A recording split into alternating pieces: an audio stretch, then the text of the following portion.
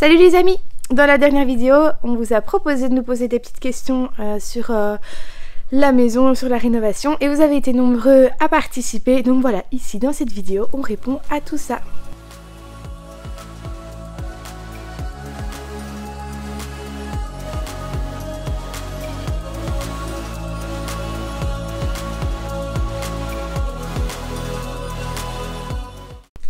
Alors juste pour info avant de commencer, j'ai organisé les questions en deux parties. Il y aura d'abord une première partie qui se centre plus sur nous avec nos vies, notre job, l'organisation autour de la rénovation. Et puis il y aura une seconde partie qui s'intéressera plus à la technique. Donc là ce sera plus François qui répondra à tout ça. Du coup voilà, si une partie vous intéresse plus qu'une autre, n'hésitez pas à y aller directement. J'ai mis les chapitres dans la vidéo. Voilà, bon visionnage. Alors c'est parti pour la partie plus centrée sur nous. Donc d'abord, vous faites quoi comme métier? Alors pour ma part, je suis psychopédagogue, donc je travaille en fait avec des enfants qui ont des troubles d'apprentissage et j'accompagne les enseignants pour les accueillir, adapter leurs pratiques pédagogiques dans les classes. Et François, lui, est sapeur-pompier à la protection civile. Seconde question, quel est le parcours professionnel de François? Alors François, après ses secondaires, il a été poussé par ses parents pour entamer un cursus universitaire. Comme il aimait bien les sciences, il a commencé donc pharmacie à l'université de Namur. Seulement, il rêvait depuis toujours de devenir militaire quand il était petit. Il jouait aux petits soldats. En parallèle, il avait donc envoyé son dossier à la défense en cachette de ses parents. Et il a été accepté. Il y est donc resté 9 ans. Et il y a notamment terminé premier sergent à la médicale à Marchand-Famenne. Il adorait vraiment son travail, mais il a choisi une autre voie il y a 1 an pour être plus présent et moins partir en mission quand Lison est née. Il est donc resté dans l'aide médicale urgente et il est devenu sapeur-pompier professionnel à la protection civile d'une part, et d'autre part, il est pompier volontaire dans notre commune. Comment arrivez-vous à associer votre vie professionnelle et les travaux ? Et alors, autre question qui se rapproche, comment trouves-tu le temps de gérer ton travail, ta famille, la maison et la prod des vidéos? C'est impressionnant. D'abord, merci beaucoup. Alors, pour François, avec son système de garde, il travaille 1 jour sur 3. Ça veut dire qu'entre 2 gardes, il est 2 jours à la maison et il vient travailler sur le chantier. En bref, il se repose au travail, ou pas, hein. Mais il a aussi beaucoup de gardes la nuit pour la caserne de notre commune, donc il est très fatigué parce qu'il n'arrête pas souvent. Et pour ma part, je suis écartée à domicile pour ma grossesse, donc je travaille beaucoup à domicile. J'ai aussi quelques petites réunions en présentiel, mais bon, j'ai quand même aussi beaucoup de temps libre à côté pour tout gérer. Seulement, on va pas se le cacher, on est très fatigué et on n'a pas assez de temps dans une seule journée. Comment votre mari a toutes ces connaissances? Car pas facile si on n'est pas du métier. Bon, je vais jeter des fleurs à François et il ne va pas être à l'aise, mais il le mérite bien en même temps. Quand il entend une musique pour la première fois, il arrive ensuite à retenir toutes les paroles et à répéter tout sans la réécouter encore et encore. Il a une mémoire à long terme impressionnante. Et en plus de ça, quand il est passionné, il peut passer des heures à se renseigner. C'est comme ça qu'il devient tarissable sur certains sujets, dont la rénovation. Est-ce que François se repose de temps en temps? Non. On ne vous cache pas qu'on devient très fatigué. Mais voilà, on arrive au bout de la maison et on sait que c'est pour que l'emménagement n'est pas très loin. Quand espérez-vous pouvoir emménager? Alors, on fait tout pour emménager le plus vite possible parce que, honnêtement, après bientôt 2 ans de travaux, on rêve juste de pouvoir vivre dans notre maison à nous. On sait déjà que la maison ne sera pas du tout terminée quand on emménagera, mais on attend d'avoir le strict nécessaire, comme la cuisine, un WC, des pièces de vie propres. Et les finitions, elles attendront. Ça veut donc dire qu'on déménagera fin juin, voire début juillet, parce que ça sera l'installation de notre cuisine à ce moment-là. Il se fait que notre petit garçon naîtra mi-juillet, donc ça va être beaucoup de choses à gérer coup sur coup, mais on va essayer d'organiser le mieux possible tout ça et être le plus serein possible.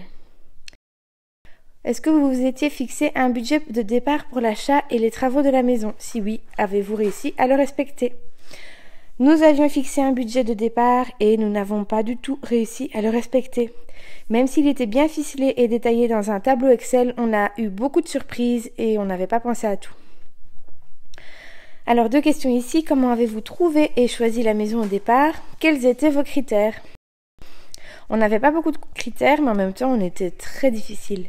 On voulait un grand jardin et une maison avec du charme et un petit peu de travaux. Un petit peu de travaux, c'était peu dire, hein. On était très difficile sur la localisation en fait. On voulait absolument rester dans les environs du village où on habitait déjà, un peu plus bas que Namur, mais ça laissait peu de possibilités. Un jour, j'ai été peindre chez ma meilleure amie un peu plus bas dans la même rue. Je suis passée devant la maison et j'ai vu le panneau à vendre devant. Mais elle n'était ni dans une agence, ni sur un site de vente type ImoWeb. J'ai donc demandé plus d'infos à mon amie, mais les bruits de village disaient qu'elle était déjà vendue à un fermier du village. Seulement, on passait tout le temps devant et le panneau à vendre restait. Donc un jour, on s'est dit, on appelle et on va voir. Et on a appris que plusieurs personnes avaient été intéressées, mais rien n'avait finalement abouti parce que l'accord de crédit n'avait pas fonctionné ou il n'avait pas été jusqu'au bout de l'offre. Donc du coup, c'était tant mieux pour nous et nous, on a poursuivi les choses.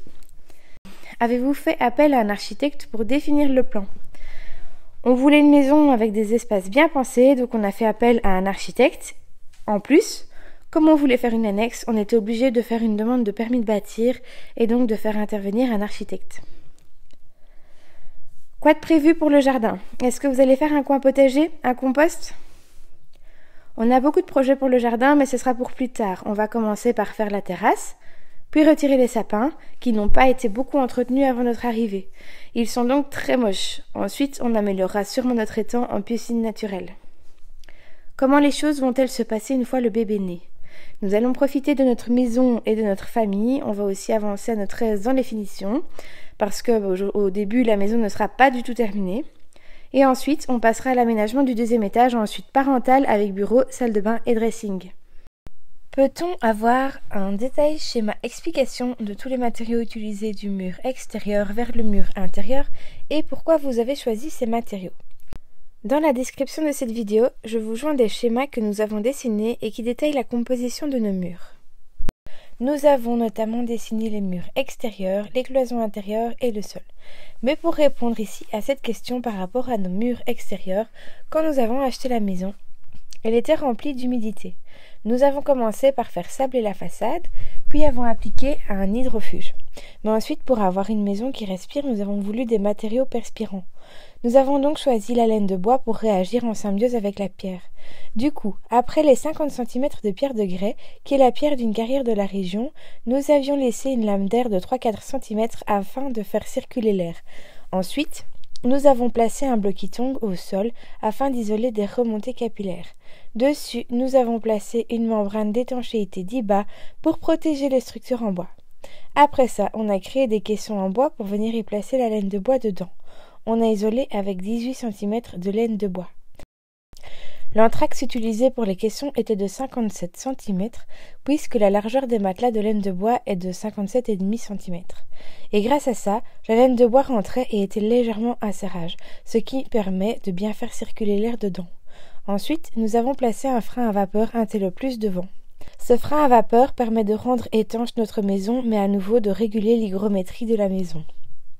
Ensuite, nous avons latté et contre-latté afin de créer un vide technique et passer nos câbles d'électricité. Et finalement, nous avons terminé par des plaques de Fermacell. Pourquoi ne pas avoir opté pour du placo avec laine de verre et quels sont les bienfaits de votre type d'isolation ? Les plaques de plâtre avec de la laine de verre restent ce qui est de moins cher sur le marché. Seulement, nous avons préféré isoler avec de la laine de bois pour toutes les raisons qu'on vient d'expliquer. Surtout pour ses avantages techniques, ensuite pour son aspect écologique. Pourquoi doubler les cloisons intérieures avec de l'OSB avant le Fermacell, en sachant que le Fermacell peut déjà avoir le rôle de contreventement ? Alors dans notre cas, l'OSB a comme rôle de rigidifier les structures en bois. Des cloisons intérieures, c'est jamais que 9 cm de bois, c'est pas très épais. Donc on a choisi d'ajouter de l'OSB pour que ça soit bien résistant.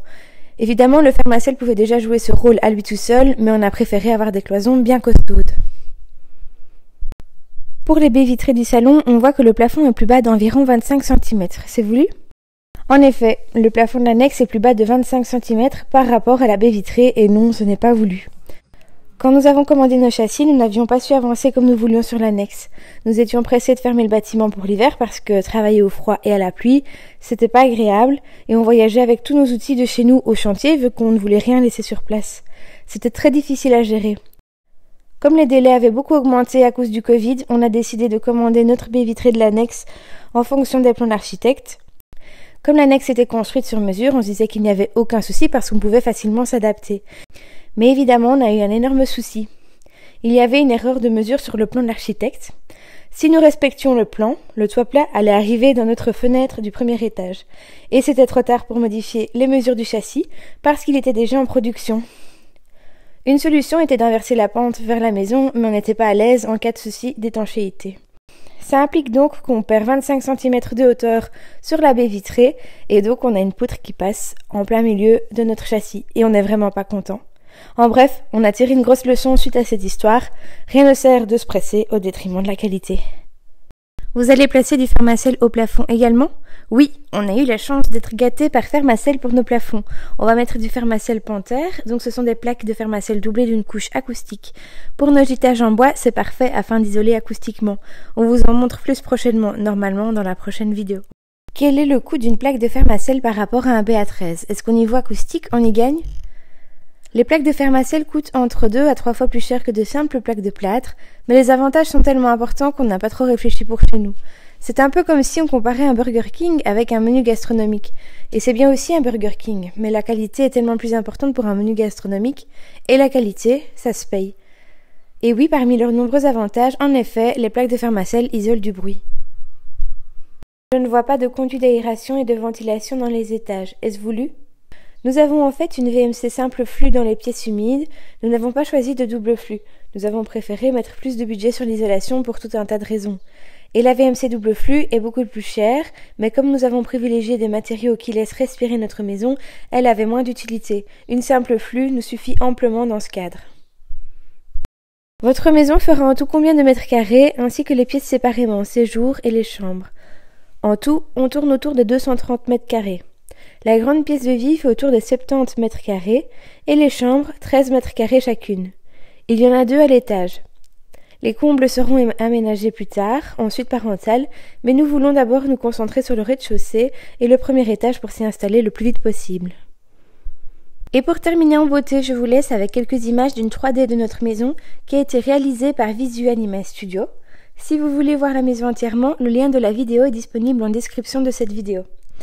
Et donc voilà, on va vous laisser ici. François me dit dans l'oreillette qu'il a trouvé ça super chouette. N'hésitez pas à poser vos questions en commentaire si vous en avez encore. On y répondra avec plaisir. On vous retrouve bientôt avec une vidéo sur l'avancée des travaux et une autre pour vous montrer un beau DIY. À bientôt!